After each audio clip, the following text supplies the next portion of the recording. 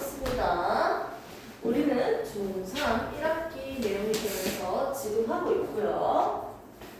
학교 시험 진도나 이제 학교 시험 범위 나오면 그때그때마다 중간중간에 알려주시고요. 자, 1단원, 2단원. 1단원에서 배웠던 내용이 뭐가 있었죠? 그렇죠? 화학 반응이라는 게 있었죠? 화학 반응이 있으면 물리 반응이 있네요. 화학 반응인지 아닌지를 구분하는 기준이 뭐였다? 새로운 물질이 만들어졌니? 새로운 성질을 가진 녀석이 생겼으면 화학 반응이라고 했어요. 그러면서 화학 반응식에 대해서도 우리가 한번 식을 세워보고 개수비도 맞춰보고 그리고 화학 반응이 일어나는데 규칙들이 있었죠. 3가지가 있었습니다. 규칙과 그리고 화학 반응이 일어나는데 에너지 출입의 변화까지를 봤고요. 자, 2단원에 나오는 내용은 결국은 기권과 수권 아니고 기권과 날씨죠. 그래서 우리가 살고 있는 이 영역 중에서 지표면부터 몇 킬로미터까지를 1000km까지를 우리는 대기가 존재하는 대기권이라고 했습니다. 오존층이 존재하지 않았더라면 지구 입장에서 태양빛이 들어오네요. 무슨 에너지? 태양 복사 에너지. 여기에서 70%만 흡수했다가 다시 그대로 내보내죠. 외부로, 외권으로 내보냅니다. 이걸 우리는 지구 복사 에너지라고 했어요. 들어오는 양과 나가는 양이 같아요. 그래서 복사 평형을 이루고 있기 때문에 우리 지구는 일정한 온도로 유지할 수 있다고 했습니다. 그런데 우리 지구 같은 경우는 다른 행성들과 다르게 뭐가 있었다? 다른 행성들도 대기가 있는 친구들도 있겠지만 수성과 다르게 대기가 있기 때문에 따뜻한 온도로 유지할 수 있었어요. 맞죠? 대기가 있기 때문에 따뜻했다. 그런데 우리 대기를 보니까요. 오존층이 없었더라면 어떻게 나올까요? 높이에 따른 온도 변화가 단순하게 올라가다가 내려가는 거. 여기서는 내려가다가 올라가는 모양을 볼 수 있습니다. 맞죠? 오존층이 없다면. 근데 중간에 뭐가 있다고 했다? 오존층이 존재하기 때문에 따뜻한 층이 만들어졌다고 했죠. 그래서 우리 실제 모양은요. 2개의 층으로 나눠지는 게 아니고 오존층 덕분에 4개의 층으로 나눠졌습니다. 온도가 낮아지고 올라가고 낮아지고 올라가고 여기에서 4개의 층으로 구분을 할 건데 자 먼저 첫 번째 몇 킬로미터까지? 11km까지를 우리는 대륙권이라고 했어요. 자 11km에서 몇 킬로미터까지? 50km까지를 우리는 뭐라고 한다? 성층권이라고 했어요. 자, 50km에서 몇 킬로미터까지? 80km까지를 우리는 뭐라고 한다? 중간권이라고 했어요. 자, 그 다음에 80에서 1000까지 우리는 열권이라고 했어요. 됐습니까? 이때 온도가 가장 낮은 곳은 어디다? 열권과 중간권 사이의 이 경계면을 우리는 계면이라고 했고요. 아래층의 이름을 따서 중간권 계면이라고 하죠. 중간권 계면에서 온도가 가장 낮다라고 볼 수 있네요.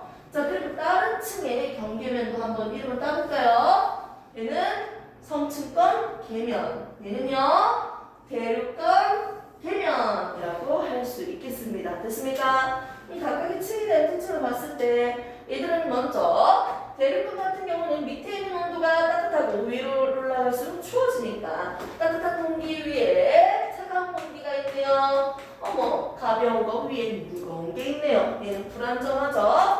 불안정한 층으로서 가벼운 녀석은 어떻게 위로 올라가려고 하고 무거운 녀석은 내려오려고 하죠. 무슨 현상이 일어난다? 대류 현상이 일어난다. 에너지 열이 서로 섞인다는 거죠. 전달된다는 거죠. 이렇게 불안정한 층은 어디 있었습니까? 대륙간, 중간간, 맞죠? 얘는 불안정하기 때문에 공통적으로 뭡니까? 불안정해서 대류 현상이 일어납니다. 하지만 여기에서 누구는요? 이 대륙간만 가지고 있는 독특한 특징은요, 수증기가 존재한다 했어요.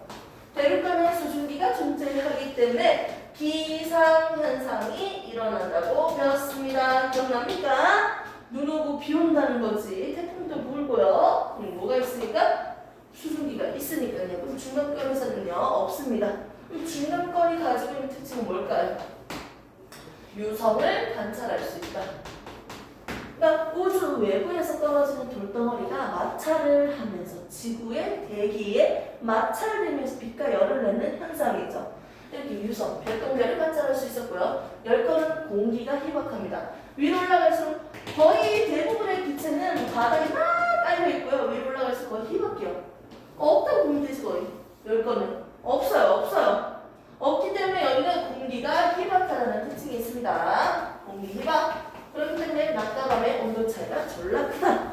어머, 알록달록 해서 오로라를 관찰할 수 있다라고 우리가 봤습니다.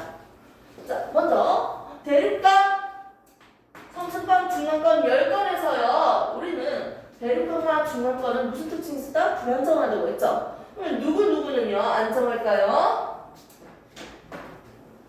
성층권과 10건은 반대서 안정층이라고 했죠. 차가운 공기 위에 따뜻한 공기가 있죠. 안정하기 때문에 여기서는 뭐가 일어난다?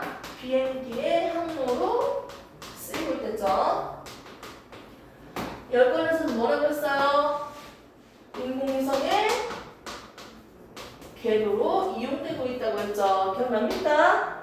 자, 그리고 오존층 때문에 층이 4개로 구분됐다고 했는데 이 오존층은요, 높이가 어디서 어디 사이에 있다?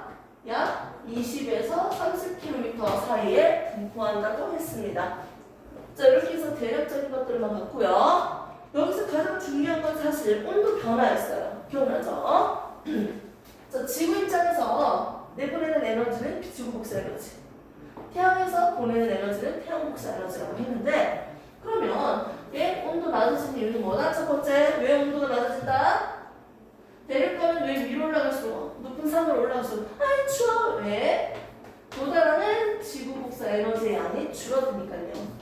맞죠? 지표랑 멀어지잖아. 위로 올라갈수록 도달하는 지구 복사 에너지의 양이 줄어드니까.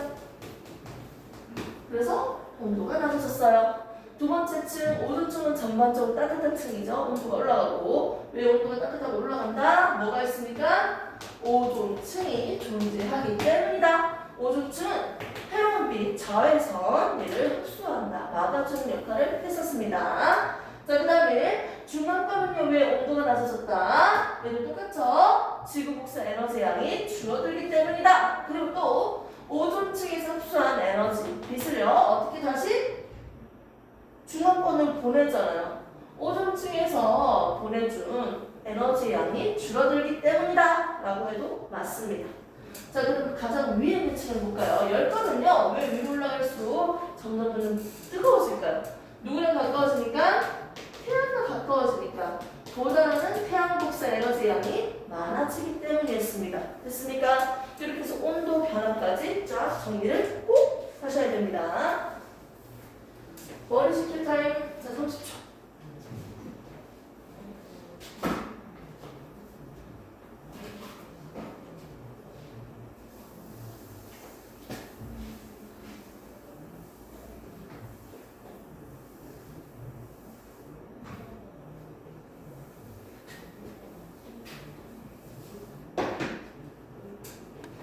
자, 그래서 지구는요, 태양으로부터 받는 에너지가 있었는데 이 에너지 중에서 30%는 반사시켰어요. 대기 중에 반사, 지표에서 반사. 총 얼마? 30%는 반사시키고 몇 퍼센트만 들어온다? 70%만 들어오고. 지구에서 70%만 흡수했죠? 흡수했다가 대기 중에서 몇 퍼센트 흡수했어요? 20% 흡수하고요. 지표에서 몇 퍼센트? 50% 흡수했어. 총 70%를 흡수했어요. 그리고 흡수했던 에너지를 다시 내보냅니다. 우주로. 총 70% 그대로 내보내고 있죠. 들어오는 양과 나가는 양이 똑같으니까 어떻게 온도는 일정했습니다.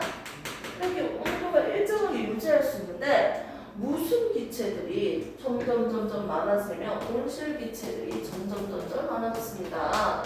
온실 기체는요, 이게 우리가 산업적으로 많이 발달하다 보니까 뭐 화석 연료를 많이 이용함으로써 이산화탄소량이 증가했다 등등이 있었잖아요. 대표적인 기체가 3개가 있었는데요. 누가 있었다? 이산화탄소, 수증기, 메테인. 이 정도 3개는 꼭 알고 있어야겠죠. 지구를 따뜻하게 유지시키고 온도를 높이는 기체들입니다.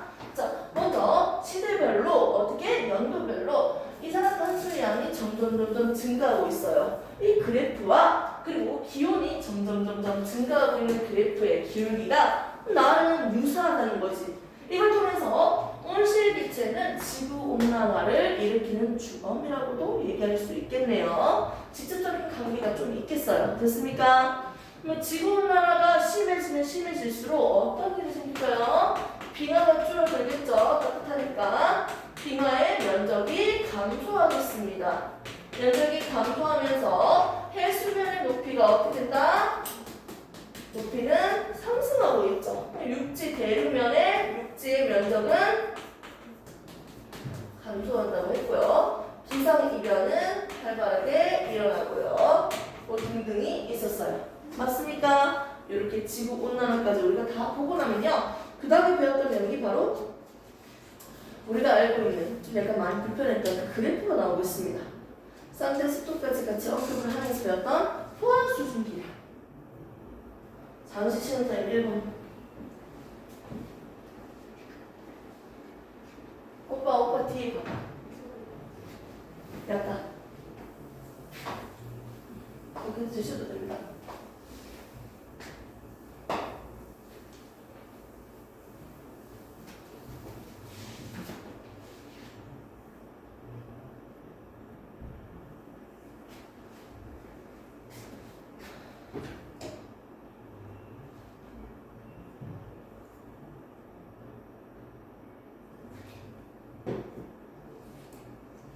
서양 그러면 요 수업까지 끝나면 몇 시간?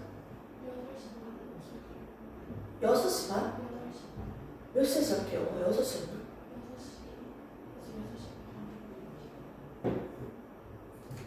와, 빡세네. 아이고, 우리 서양이 어떻게 집에 가서 노는 거 아니야? 그래서 하루 종일 진짜 열심히 하다가 집에 오잖아. 너무 뿌듯한데 한편으로는 너무 피곤하며 눈물이 나더라고. 너무 힘들어서 몸이. 컨디션 관리 잘 하시고요. 컨디션 관리. 서도 해도 돼.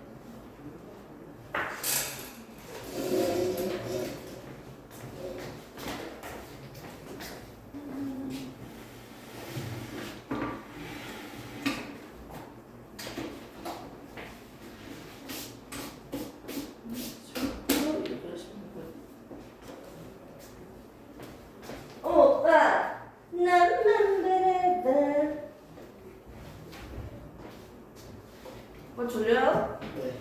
저런 거 한 개 더 갖다 줄까요? 이거 쓰면 되겠네, 오빠. 서서 할래? 서서 해봐. 공주 씨 서서 해봐. 저 열정. 개열정.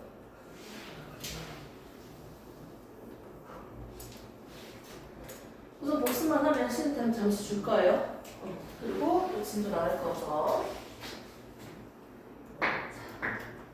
보겠습니다. 조금 더 으쌰으쌰 해봅시다. 내가 만들어준 프린트 부분은 2번째 장일 거예요. 대기 중에 물.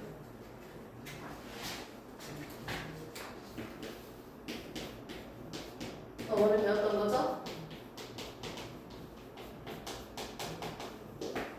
사실 너무 귀여운 것 같아요. 대기 중에 물이 있으니까 비가 내릴 수 있다고 했죠. 물이 있으니까 수증기가 존재한다는 말이 똑같잖아요. 그러면 먼저 구름이 만들어지는 과정에 전반적으로 용어 정리를 좀 하면서 어떻게 기체가 액체로 바뀌는지 한번 봤습니다. 우리가 알고 있는 일상생활에서 컵에다가 물을 담았어요. 시간이 지나고 보니까 여기 물이 사라졌네? 어디로 갔어? 공기 중으로 날아갔네요. 물이 뭐로 바뀌었다? 수증기로 바뀌었네요. 아, 액체가 뭐로 바뀌었다? 기체로 바뀌었네요. 이걸 우리는 보통 증발이라고 합니다. 근데 오늘 얘기할 거는 이 증발과 반대입니다. 액체가 기체로 변하는 현상을 우리가 증발이라고 한다면 차가운 음료수 캔 옆에 주변 공기가 차가워지면서 온도가 낮아지면서 물방울이 맺혀요. 주변에 있는 기체가 뭐로 바뀌었다? 액체로 바뀌었다는 거죠. 기체인 수증기가 액체로 바뀌었네요. 이걸 우리는 뭐라고 한다? 응결이라고 합니다. 이렇게 응결되는 양을 응결량이라고 합니다. 그래서 새로운 용어 하나 나왔네요. 새로운 용어 뭡니까? 응결. 응결은 결국 뭐가 뭐로 바뀐다? 기체가 액체로 변하는 현상, 과정을 응결이라고 합니다. 이때 주변의 온도가 시롱, 상온 23도였는데요. 원래는 이 너무 차가운 음료수 때문에 이 바로 옆에 있던 기체들이 22도, 20, 18, 16, 15, 13, 12, 10도가 된 거예요. 온도가 낮아지고 몇 도가 됐을 때? 10도가 됐을 때 뭐가 만들어지기 시작했다? 액체가 만들어지기 시작했다. 응결이 시작하는 온도는 몇 도입니까? 몇 도? 10도입니다. 이렇게 응결이 시작하는 온도를 우리는 뭐라고 하죠? 이슬점이라고 배웠어요. 됐습니까? 용어 정리 다시 했어요. 첫 번째 나오는 용어는 뭡니까? 응결. 두 번째는 뭡니까? 이슬점. 온도가 낮아지고 낮아지니까 어떻게? 응결이 시작하는 온도였죠. 액체가 만들어지기 시작하는 온도예요. 응결이 시작하는 온도. 우리는 이슬점이라고 합니다. 됐습니까? 좋습니다. 자, 이제부터는요, 이제 약간 원론적인 얘기를 한번 해봅시다. 기준을 딱 잡아서. 부피의 단위가 아니고요. 나의 기준은 1kg이에요. 얼굴 드세요. 자, 공기 몇 kg? 1kg이에요. 지금 온도에서 30도, 아이 뜨거워. 이 기준 온도에서 공기 몇 kg 들고 온다? 1kg을 들고 왔어요. 그때 들어갈 수 있는 수증기의 양, 체내로 들어갈 수 있는, 기체로 존재할 수 있는, 수증기는 기체잖아요. 기체로 존재할 수 있는 물의 양, 이게 뭐다? 포화 수증기 양이었어요. 됐습니까? 20g이나 기체로 존재할 수 있었어, 물은. 맞지? 그런데 지금 20g을 넣어줬어요. 우와, 가득 찼네. 포화 상태네. 무슨 상태? 포화 상태입니다. 이때 포화 상태의 수증기량을 우리는 포화 수증기량이라고 합니다. 오케이? 만일 20g이나 여기 기체로 존재할 수 있는 조건인데 15g밖에 없다면, 15g밖에 없다면 조금밖에 없잖아. 부족하잖아. 무슨 상태? 불포화 상태라고 하겠죠. 그래서 들어갈 수 있는 만큼, 기체로 존재할 수 있는 만큼 다 넣어주면 무슨 상태다? 포화 상태입니다. 이런 포화 상태의 공기들만 점으로 한번 찍어볼 거예요. 온도에 따른 수증기량이 어떻게 정해지는지 한번 봅시다. 이야! 30도! 30도일 때! 뭐가 좀 안 맞네? 알겠지 뭐. 30도일 때 임마는 화수증기량 얼마? 20. 됐습니까? 이런 식으로. 그리고 온도를 좀 더 낮춰볼까요? 온도를 더 낮춰서 이 낮은 온도에서 25도라는 온도에서 공기를 1kg을 들고 왔어요. 그때 기체로 존재할 수 있는 양은 얼마다? 15g이에요. 됐습니까? 기체로 존재할 수 있는 물은 얼마다? 15g이요. 25도일 때는요. 어떻게? 기체로 존재할 수 있는 양이 15g이라고요. 됐습니까?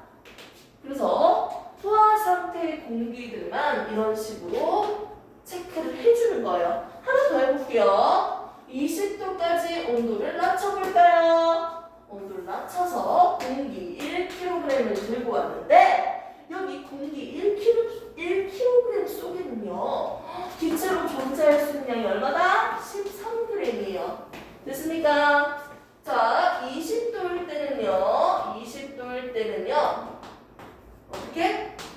13g이라는 거예요. 됐습니까? 이런 포화 상태의 공기들을 점으로 찍어서 연결한 곡선을 우리는 뭐라고 할까요? 포화 곡선이라고 할 수 있겠죠? 이 곡선 위에 있는 점들은 전부 다 무슨 상태다? 포화 상태입니다. 포화 상태라고요. 오케이? 수증기가 들어갈 수 있는 양이 20인데 20이 있네. 20분의 20이 있으니까 얘는 얼만큼 습하다? 100% 습하구나. 상대 습도는 100%였어요. 자, 15g이 들어갈 수 있습니다. 기체로 존재할 수 있는 게 15g인데 15g이 있어요. 얘는 상대 습도는 얼마다? 100%예요. 당연하죠.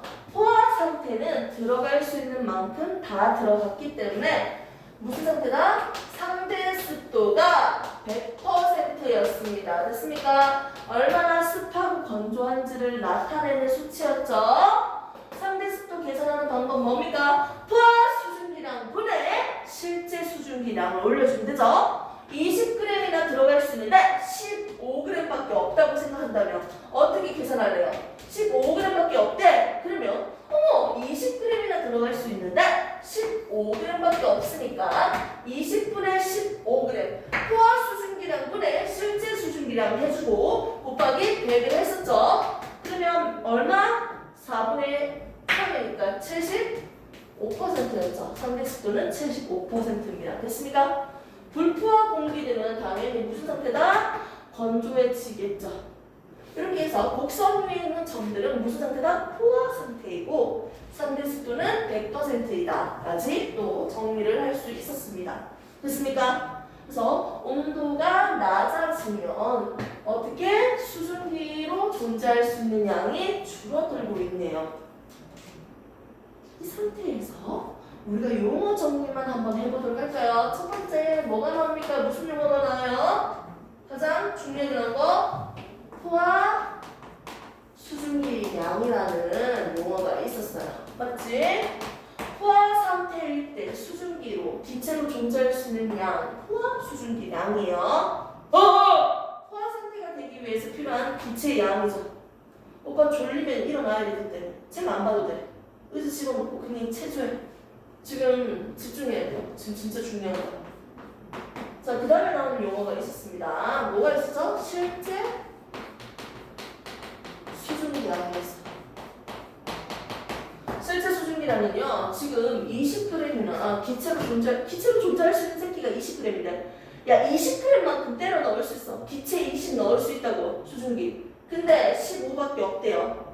실제로 지금 얼마큼 있다? 15g밖에 없대요. 실제 수증기량이죠. 현재 존재하는 수증기의 양을 우리는 실제 수증기량이라고 합니다. 됐습니까? 자, 이 상태에서 한번 30도인 공기면서 지금 실제 수증기량이 얼마예요? 15인 A 공기 하나를 점으로 표현했습니다. 됐습니까? 얘는 지금 포화, 불포화, 가포화 무슨 상태예요? 무슨 상태? 오빠 무슨 상태? 불포화 상태, 불포화 상태. 불포화면요 건조해져요, 습해져요? 아니 건조해진 거지 뭐, 맞죠? 포화보다 건조한 거지, 맞지? 불포화 상태를 포화로 만들기 위해서 어떻게 하면 돼? 이 새끼 미친 거 아니야? 20g을 더하는데 15밖에 없네, 맞지? 어떻게 해야지 이 가득 채울까? 포화로 바뀔까? 이 공기는 얼마나 필요해? 얼마면 돼?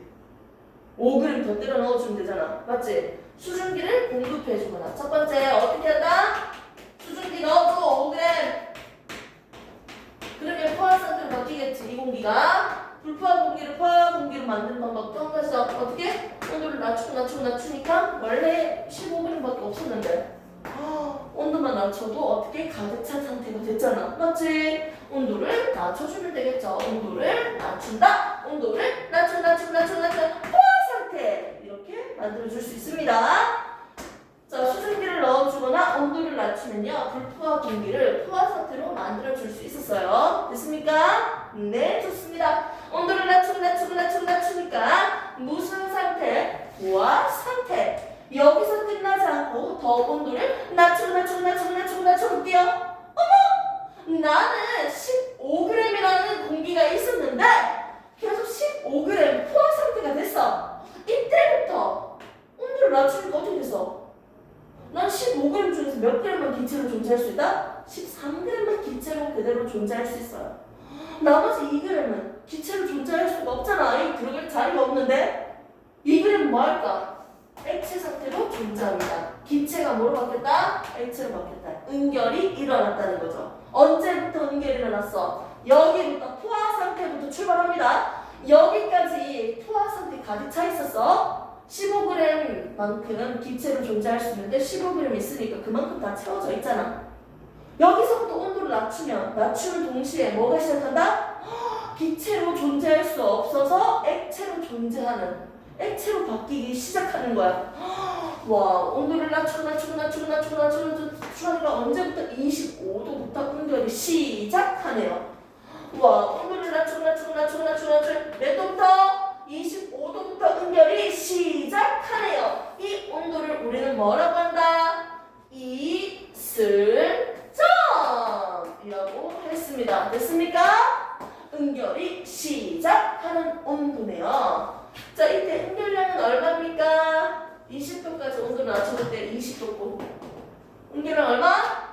2g이었다. 응결량 계산하는 방법 볼게요. 오빠가 대답해. 응결량은요, 뭐 빼기 뭐예요?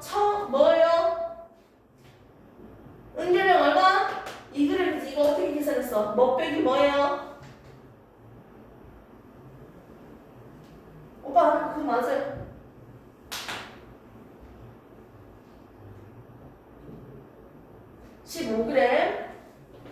자, 볼게요. 30도에서 15g인 공기 덩어리야. 오케이? 온도를 낮추니까 어떻게 했어? 포화 상태가 됐지? 온도를 더 낮추니까 응결이 됐지? 오케이? 이 응결량이 2g이라는 거잖아. 이거 어떻게 계산했어? 15에서 13. 15는 뭐예요? 처음에 있었던 거지. 처음에 있던 총 수증기 양이지. 맞지? 처음 가지고 있었던 수증기 양에다가 뭘 빼줘? 나중 온도, 맨 나중 온도 맞지? 나중 온도에 뭐야? 포화 상태로, 맞지? 존재할 수 있는, 기체로 존재할 수 있는 양, 포화 수증기 양을 빼준대. 맞지? 기체로 존재할 수 있는 양을 빼주면 응결량 나온 거잖아. 됐습니까? 굳이 공식으로 할 필요가 없다고요. 응결량. 됐죠? 이렇게 해서 우리는 지금 다시 한 번 더 응결량 계산까지 했어요. 오! 너무 잘했다. 이제 한 개 남았습니다. 내가 좀 더 주의 깊게 보고 싶은 건 딱 두 가지였어요. 첫 번째, 이슬점. 두 번째,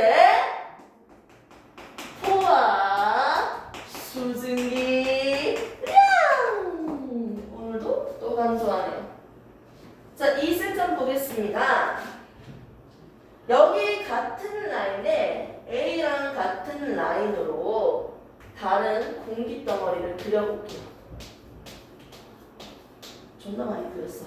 하나, 둘, 셋, 넷, 다, 여, 일곱, 여덟, 아홉, 열. 됐습니까? 이 공기 덩어리는 응결이 시작하는 온도가 몇 도예요? 25도야. 얘들이 온도를 낮추고 언제부터? 25도부터 응결이 시작됩니다. 됐습니까?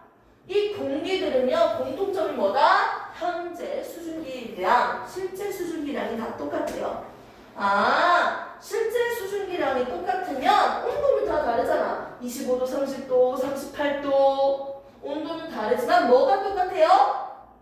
실제 수증기량이 똑같으니까 이 시점이 똑같은 거야. 온도만 낮춰줬을 때 응결 시작하는 온도잖아. 어디가 똑같으면 뭐가 똑같아? 실제 수증기량이 같으면 이 시점이 같아요. 그러면 실제 수증기량이 달라지면 뭐도 다르다? 이 시점도 다르다는 거지. 됐습니까? 이 시점에 영향을 주는 요인은 뭐다? 실제 수증기량 15g. 됐습니까? 자, 그 다음에 다른 공기들을 한번 그려볼게요. 무슨 색으로 해주지? 이걸로 해야지. 이제는 세로로 한번 그려볼까요? 동그라미 공기 덩어리를 이렇게 그려볼게요. 보입니까? 자, 얘들은요 같은 온도죠.